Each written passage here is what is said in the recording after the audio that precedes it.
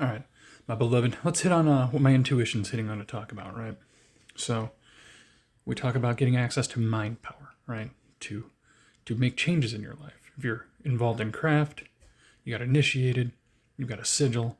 What happens with that sigil is when you show it to others, it gives them access to the mind power locked in it, right? It opens their mind. That's why when you look at it, you might feel a certain way, but you have to be initiated. If you have to be initiated, there's something there. My secret's the favorite train, starting with Jupiter, right? And Saturn. That's what starts it rolling. Those are the key things. That can initiate it. There's other ways, but you want to get initiated and you want to get a sigil. And then you want to put them on your grimoire. You want to have a grimoire. I shouldn't have to tell you want to note these things down. How are you going to remember your sigils if you don't write them down? But you got to keep them nice in a grimoire. You put a little sacrifice on them. Do a little ritual with it yourself. Remember, this is craft. You can rebel. You don't need a book to make a ritual. This is your ritual. It's getting honored by a place, not the perfection of it. Now, if your intuition says redraw that thing, you better redraw that thing. You ain't going to get it. Right? And your intuition's going to tell you after you copy it what to do. If it's picking up on it, right? You're listening for the quiet speaking, like someone speaking on a microphone in your mind.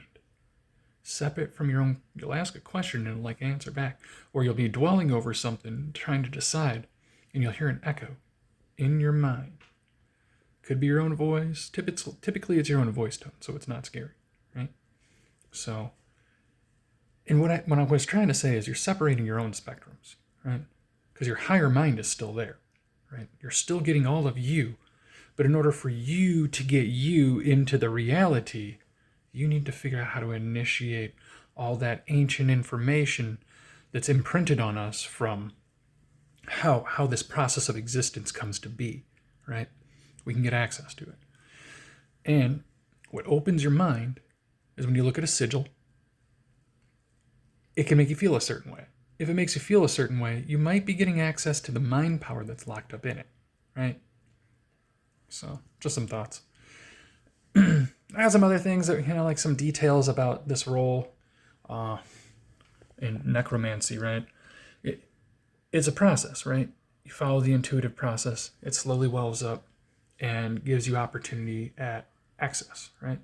But your mind capacity has to build up for it. And it's an intuitive process that takes steps, right? It's a step. It's a great work, once said, right? And we don't know if we'll finish, all that kind of crap. Like Sisyphus rolling the stone. But one must begin to roll in order to make it anywhere, right? So, in a jovial state, rolling that ball forward. That is the hope.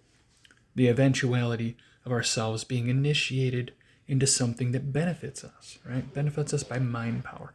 Benefits us by mental, psychosocial, emotional access that you can add to your personality that's an existing personality. It's already formed.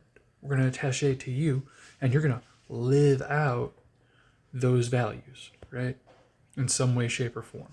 Or at least get the intuition to potentially add those values, because it's like a faucet. You get like a little connection permanently, and then you become aware of it and you open it up, right? And more can flow through. It's like getting a bigger wire, right? More can flow through a bigger wire, right? And you can build that spiritual wire that goes back like a net, because we're in like a morphing cubic net where it's a waveform. You can't get out of it, right? And other things can't get in it. The things that get in it, it's a spectrum that are allowed. And they're only allowed through certain processes. They cannot span spectrum of intelligence everywhere for everybody just super smart. It's never been like that, right?